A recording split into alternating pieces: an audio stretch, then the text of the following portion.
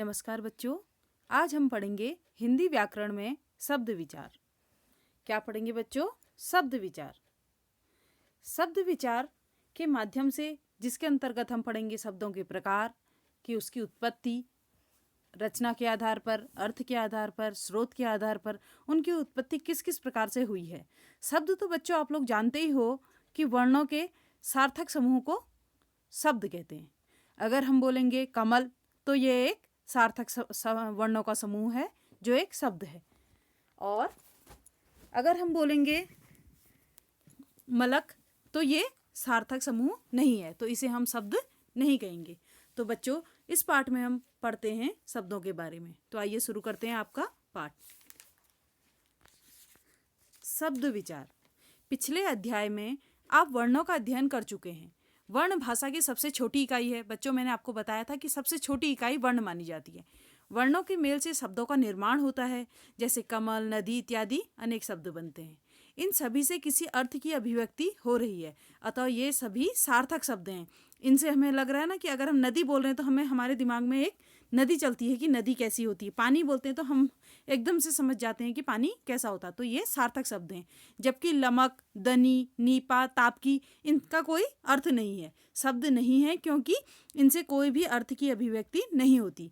शब्दों के निर्माण में निम्नलिखित विशेषताएं होनी चाहिए, जैसे शब्द वर्णों के समूह से बनते हैं, ये आपको पता ही है। शब्द से किसी अर्थ की अभिव्यक्ति होनी चाहिए, उससे कोई ना कोई अर्थ निकलना चाहिए, नहीं तो वो निरर्थक माना जाएगा। ये वाक्य में प्रयोग होकर विचारों को प्रकट करते हैं। शब्द वही अच्छे जो हमारे विचारों को प्रकट करते हैं। अगर हम उन्हें वाक्य के बीच में रख दें तो उनसे कोई ना कोई अर्थ की अभिव्यक्ति होनी चाहिए। ये वाक्य में प्रयोग होकर विचारों को प्रकट करते हैं। वाक्य में ये निश्चित कार्य करते हैं जिनके आधार पर हम इन्हें संज्ञा, सर्वनाम, क्रिया, विशेषण आदि शब्द भेदों में बांट सकते हैं। अतः हम कह सकते हैं कि एक या अनेक वर्णों के मेल से बनी सार्थक एवं स्वतंत्र भाषिक इकाई शब्द कहलाती है। जैसे कमल, गंगा, नदी, पंकज, ये सब क्या हैं बच्चों? शब्द हैं। शब्दों को निम्नलिखित आधार पर वर्गीकृत किया गया है। शब्दों को 5 भागों में विभाजित किया गया है। किसके आधार पर? उत्पत्ति या स्रोत के आधार पर। उत्पत्ति, सबसे पहले शब्द की उत्पत्ति कहाँ से हुई, फिर रचना के आधार पर दूसरा, तीसरा अर्थ के आधार पर, चौथा प्रयोग के आधार पर, और अंतिम है व्याकरणिक प्रकार के आधार पर। बच्चों इससे पहले क्लास में आप लोगों ने पढ़ा होगा शब्द विचार, तो उसमें थोड़े भाग कम होते हैं। अब आप इसमें थोड़ा विस्तार से पढ़ेंगे। जैसे जैसे आपकी क्लास बढ़ते जाएगी आप लोगों का विस्तार बढ़ते जाएगा। तो बच्चों इस पाठ में हम इन्हीं 5 प्रकारों के बारे में जो वर्गीकृत किया गए हैं, इन्हीं के बारे में बताया जाएगा आपको। बच्चों उत्पत्ति या स्रोत के आधार पर सबसे पहला जो है उत्पत्ति के आधार पर शब्द। उत्पत्ति के आधार पर शब्दों के 5 भेद हैं। जब आप लोग बड़े हो जाएंगे तो परीक्षाओं में ये भी आते हैं बच्चों कि जैसे कौन सी भाषा का शब्द है, ये तत्सम से तद्भव बनाओ या तद्भव से तत्सम शब्द, उसमें आपको वैकल्पिक प्रश्नों में छांटने होते हैं। तो आपको ये ध्यान से पढ़ने होते हैं कौन सा शब्द किस परीक्षा में आ जाए, कुछ पता नहीं है। उत्पत्ति के आधार पर तत्सम, तद्भव, देशज, विदेशी और संकर शब्द। तत्सम शब्द क्या होते हैं बच्चों? जो सीधे संस्कृत से हमारी भाषा में आ जाते हैं। तद्भव शब्द क्या होते हैं? जो संस्कृत का थोड़ा बहुत बिगड़ा हुआ रूप होता है, अर्थात जो हमारी बोलचाल की भाषा में थोड़ा उनका रूप बिगड़ जाता है।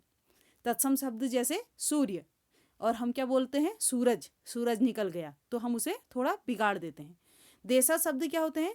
जो हमारे खुद हमने बनाए होते हैं, जैसे जूता, पगड़ी, ये शब्द क्या होते हैं? हिंदी भाषा के नहीं है, ये शब्द हमारी देसी भाषा के हैं। विदेशी क्या हैं? जैसे डॉक्टर, अलग अलग भाषाओं, उर्दू, फारसी, तुर्की, इन भाषाओं से जो शब्द आते हैं उन्हें क्या कहा जाता है? विदेशी शब्द। और संकर शब्द बच्चों ऐसे होते हैं जो 2 भाषाओं को मिलकर बनाए जाते हैं। ठीक है, तो 2 भाषाओं को मिलकर, जैसे रेल, गाड़ी, रेल शब्द अंग्रेजी हो गया, गाड़ी शब्द हिंदी हो गया, तो 2 भाषाओं को मिलकर जो शब्द बनते हैं वो होते हैं संकर शब्द। तो आइए इनके बारे में पढ़ते हैं थोड़ा विस्तार से। सबसे पहले है तत्सम शब्द। संस्कृत भाषा के शब्द जो हिंदी में ज्यों के त्यों प्रयुक्त होते हैं तत्सम शब्द कहलाते हैं। जैसे पहले के समय में रात्रि कहा जाता था रात को, ज्येष्ठ, क्षेत्र, कर्म, अग्नि, पवन आदि। तद्भव शब्द क्या होते हैं? संस्कृत भाषा के वे शब्द जो परिवर्तित होकर हिंदी भाषा में प्रयोग किए जाते हैं तद्भव शब्द कहलाते हैं। जैसे रात, जेठ, खेत, काम, आग आदि। जो ऊपर बच्चों तत्सम शब्द हैं उन्हीं के नीचे तद्भव रूप दिए हैं। रात का रात्रि का रात, ज्येष्ठ का जेठ, क्षेत्र का खेत। पहले से क्षेत्र बोला जाता था ना, कुरुक्षेत्र में युद्ध होता था, लेकिन अब हम क्या बोलते हैं, किसान खेत में काम कर रहा है। कर्म को बोलते हैं काम, अग्नि को आग बोलते हैं आदि। तत्सम और तद्भव शब्दों की सूची दी गई है यहाँ। जैसे तत्सम शब्द, तद्भव शब्द, अग्नि को आग कहते हैं, ओष्ठ को होठ कहते हैं, ओठ कहते हैं, कर्ण को कान, पहले से कान को कर्ण कहा जाता था, अब कान कहने लग गए हैं। रात्रि रात, सूर्य सूरज, मस्तक को माथा, सप्त को सात, उष्ट्र ऊंट को, आप लोगों ने कालिदास की कहानी सुनी है ना, उसमें वो उष्ट्र उष्ट्र बोलती है उनकी पत्नी, तो ऊंट अब हम क्या बोलने लग गए हैं, ऊंट। कर्म काम, जिह्वा जीभ, अब हम कभी भी जिह्वा का प्रयोग नहीं करते, हम क्या बोलते हैं, जीभ। अंधकार अंधेरा हो रहा है। काष्ठ काठ, नग्न नंगा, हस्त हाथ, वाष्प भाप। इसी प्रकार इधर भी इन्हीं की सूची दी गई है बच्चों, इसको ध्यान से जरा देख लेना। ये इनमें से कोई भी शब्द आपकी परीक्षाओं के लिए महत्वपूर्ण है। ये जितने भी शब्द हैं इनको एक बार आप लोग जरूर पढ़ लेना, ठीक है।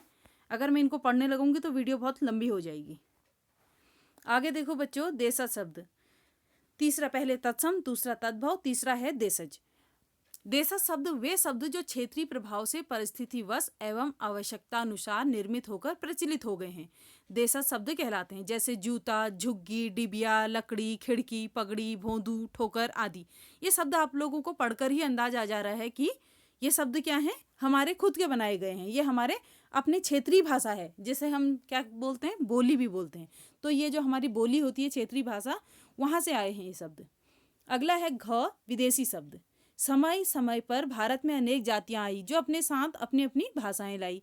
विदेशी भाषाओं के प्रभाव से हिंदी शब्द भंडार में अनेक विदेशी भाषाओं के शब्द विद्यमान हैं, जिनका हिंदी में प्रयोग किया जाता है। विदेशी भाषा के जो शब्द हिंदी में अपने मूल रूप में प्रयोग होने लगे हैं उन्हें विदेशी शब्द कहा जाता है। जैसे डॉक्टर, स्टेशन, कानून, जहाज, चाय आदि। जब हम चाय बोलते हैं तो हमें लगता ही नहीं है कि ये विदेशी शब्द है, ऐसा लगता है जैसे ये हमारे ही देश में प्रचलित शब्द है। विदेशी शब्दों की सूची। हिंदी में प्रयोग किए जाने वाले कुछ विदेशी शब्दों की बच्चों सूची दी गई है आगे। जैसे ये भी बहुत इंपॉर्टेंट होता है बच्चों, जैसे कंपनी। अब वहाँ आ जाता है प्रश्न, कंपनी किस भाषा का शब्द है, तो आपको बताना पड़ेगा अंग्रेजी। इंजीनियर, कब्र, car, college, cricket, gas, chocolate, जज, जेल, टाई, ये सारे शब्द हमें आगे चलकर याद करने पड़ते हैं कि कौन सी भाषा में कौन सा शब्द विद्यमान है। जैसे अरबी भाषा में क्या है, आज़ाद, इशारा, औरत, इनाम, कानून, मुहावरा। अब हम सोचते हैं मुहावरा हिंदी का शब्द है, लेकिन मुहावरा क्या है, अरबी का शब्द। इसी प्रकार अन्य शब्द हैं। फारसी में जैसे आदमी, आसमान, कारीगर, कमर, खरीद, खून, ये सब फारसी भाषा के हैं। पुर्तगाली में कनस्तर, गमला, गोदाम आदि। तुर्की में तोप, लाश, चाकू, कैंची। कैंची बहुत बार आ जाता है, जैसे वो तुर्की भाषा का शब्द है। फ्रांसीसी, अंग्रेज, कारतूस। कारतूस शब्द भी बहुत बार आता है परीक्षाओं में, फ्रांसीसी शब्द। और जापानी में रिक्शा, चीनी में चाय, लीची। रूसी भाषा में मिग और स्पुतनिक, वोदका आदि। मलय में खोपरा, डच में तरूप और बम। एक बम शब्द भी अधिकतर आ जाया करता है। संकर शब्द क्या है, हिंदी में दो भाषाओं के शब्दों के मेल से बने शब्द भी मिलते हैं, जिन्हें संकर शब्द कहा जाता है। जैसे सजावट, कक्ष। सजावट हिंदी हो गया और कक्ष क्या हो गया, संस्कृत। तो सजावट क्या माना जाएगा, संकर शब्द। ये प्रश्न भी आ जाते हैं बच्चों, वहाँ अंदाज नहीं आता है, सारे शब्द ऐसे ही मिलके बनाए जाएंगे, लेकिन सारे शब्द क्या होते हैं, एक ही भाषा के होते हैं, लेकिन दो भाषाओं के शब्द कौन से हैं वो हमें समझ में नहीं आता। जैसे मांग पत्र, लगने को तो हमें हिंदी लग रहा है, लेकिन मांग और पत्र संस्कृत शब्द हो गया। घड़ी, साज। घड़ी हिंदी और साज अरबी। वर्ष, गांठ। वर्ष संस्कृत, गांठ हिंदी। योजना, कमीशन। योजना संस्कृत, कमीशन अंग्रेजी। बे, समझ। बे अरबी, समझ हिंदी। बीमा पॉलिसी, बीमा अरबी, पॉलिसी अंग्रेजी। रेलगाड़ी, रेल अंग्रेजी और गाड़ी हिंदी, जिसका एग्जाम्पल मैंने अभी आपको दिया था। टिकट घर, टिकट अंग्रेजी, गाड़ी हिंदी। रेल यात्रा, रेल अंग्रेजी और संस्कृत यात्रा जो है वो संस्कृत शब्द। बच्चों इससे आगे शब्द है रचना के आधार पर। जो सेकंड है वो क्या है, रचना के आधार पर शब्दों के भेद। अभी तक हम सबसे पहले क्या पढ़ रहे थे, उत्पत्ति के आधार पर शब्दों के भेद, जो 5 प्रकार के थे। अब हम दूसरा पढ़ रहे हैं, रचना के आधार पर शब्दों के 3 भेद होते हैं। कौन कौन से, रूढ़, यौगिक और योग रूढ़। सबसे पहले बात करते हैं रूढ़। जो शब्द परंपरा से किसी विशेष अर्थ के लिए प्रचलित हो और जिनके टुकड़े करने का कोई अर्थ न निकले वे रूढ़ शब्द कहलाते हैं। जैसे पेड़। बच्चों, पेड़ शब्द जो है वो परंपरा से चला आ रहा है। पेड़ को पहले भी पेड़ कहते थे और आज भी पेड़ कहते हैं। अगर हम पेड़ के दो टुकड़े कर दें, पेड़ शब्द के दो टुकड़े कर दें, पे और ड़, तो इनका कोई अर्थ होगा नहीं होगा, इनके सार्थक टुकड़े नहीं किए जा सकते। अगर इनको हम अलग अलग करके पढ़ सकते थे तो ये यौगिक बन जाते, लेकिन रूढ़ शब्द वे होते हैं जो परंपरा से चले आ रहे हैं और जिनके हम अधिक टुकड़े नहीं कर सकते। यदि इन शब्दों को खंडित किया जाए तो उनका कोई अर्थ नहीं निकलेगा। जैसे पेड़, क, ल, आ, द, मी, प, शु, इनको सबको अलग अलग कर दिया जाए तो कोई भी अर्थ नहीं निकलेगा। यौगिक शब्द क्या होते हैं? दो या दो से अधिक शब्दों या शब्दांशों के मेल से बने शब्दों को यौगिक कहते हैं। जैसे विद्या, धन, आलय, विद्यालय। ये बच्चों एग्जाम में आता है, ये होता बहुत सरल है। अगर लेकिन आप लोग थोड़ा सा ध्यान देने की बात है, विद्या, धन, आलय, विद्यालय, पुस्तक, धनालय, पुस्तकालय, दो शब्दों के मेल से जो बने रहते हैं उन्हें यौगिक शब्द कहते हैं। योगरूढ़ शब्द क्या होते हैं? जब आप लोग समास पढ़ोगे तो उसमें बहुब्रीहि समास जो होता है उसमें होता है ना, दो पदों को छोड़ के कोई तीसरा ही अर्थ निकल जाता है तो उसे बहुब्रीहि समास कहते हैं।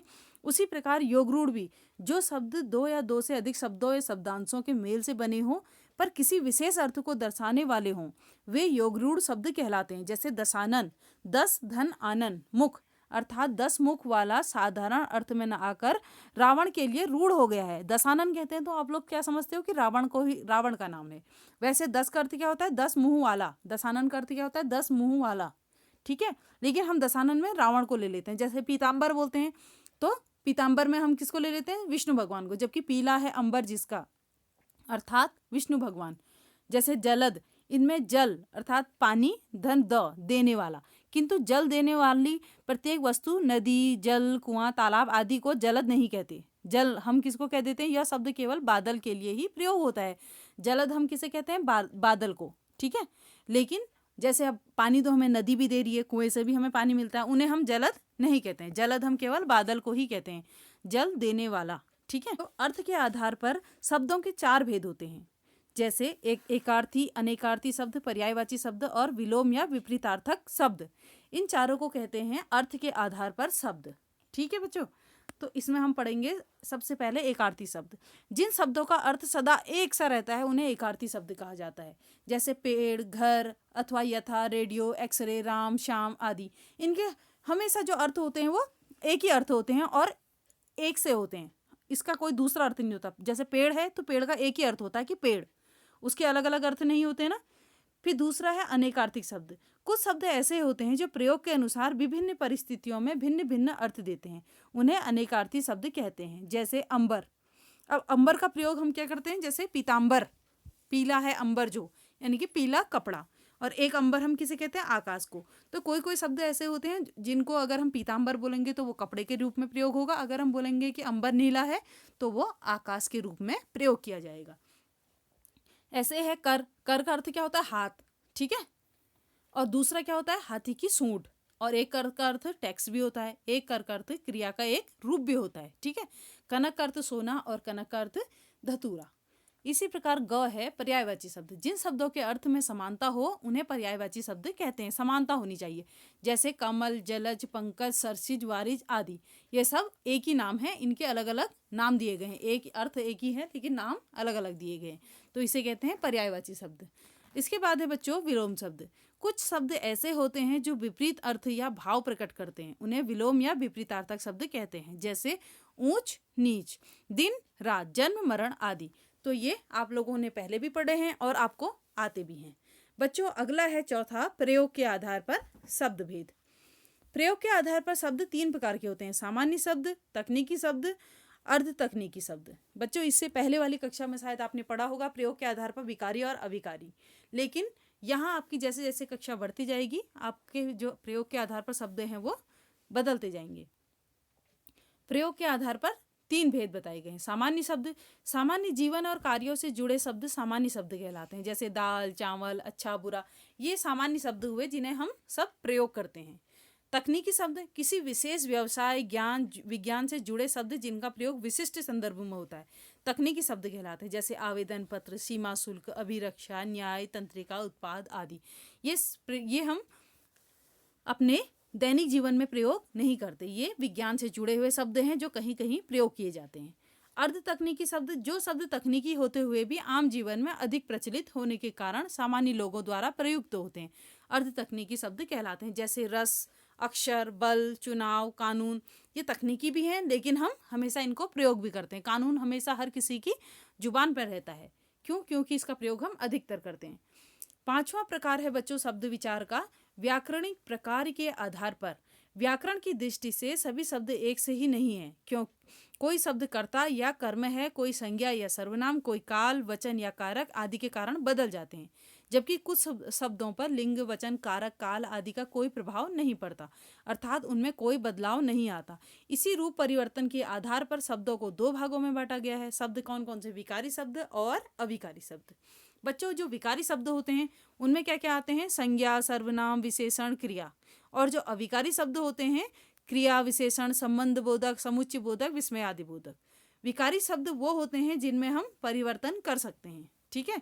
और अविकारी शब्द क्या होते हैं? जिनमें हम विकार या परिवर्तन किसी प्रकार का नहीं कर सकते। इसलिए इसके आगे से, विकारी के आगे से अ लगा दिया तो हम परिवर्तन नहीं कर सकते बच्चों। इसके बाद है बच्चों विकारी शब्द। इसका पहला है विकारी। जिन शब्दों के रूप में लिंग, वचन, कारक, काल आदि के कारण परिवर्तन आ जाता है उन्हें विकारी शब्द कहा जाता है। जैसे काला, लड़का, वह, आना आदि। विकारी शब्दों के चार भेद है: संज्ञा, सर्वनाम, विशेषण और क्रिया। इसी प्रकार अविकारी शब्द, जिन शब्दों के रूप में लिंग, वचन, कारक, काल आदि से कोई परिवर्तन या विकार नहीं आता उन्हें अविकारी शब्द कहा जाता है। जैसे कार तेज दौड़ती है, ठीक है, तो तेज शब्द क्या होगा? तेजे नहीं होगा, तेजी नहीं होगा ना। तेज है तो तेजी है। पिताजी तेज चलते हैं, हम तेज चलते हैं। ऊपर के उदाहरणों में तेज शब्द में कोई विकार या परिवर्तन नहीं आया, अतः यह अविकारी शब्द है। जैसे धीरे धीरे शब्द है ना बच्चों, इसे आप बदल नहीं सकते। जैसे हम लिखते हैं ना, इधर उधर लिखते हैं, इधर उधर को आप बदल नहीं सकते। तो ये शब्द ऐसे होते हैं जो अविकारी शब्द होते हैं, जिन्हें आप बदल नहीं सकते। जैसे तथा शब्द है, उसे भी आप बदल नहीं सकते। अविकारी शब्दों के चार भेद हैं: क्रिया, विशेषण, समुच्चय बोधक, विस्मय आदि बोधक। तो बच्चों, जब आप लोग 10th में जाओगे तो इसके बारे में पढ़ोगे, क्रिया, विशेषण, संबंध बोधक, समुच्चय बोधक और विस्मय आदि बोधक। ये पाठ बच्चों आपका यहीं समाप्त होता है। आशा करती हूँ अगर आप लोगों ने दोनों वीडियो देखी होंगी तो आपको समझ में आ गई होंगी। इसी के साथ अगले पाठ में मिलते हैं। तब तक के लिए बच्चों धन्यवाद।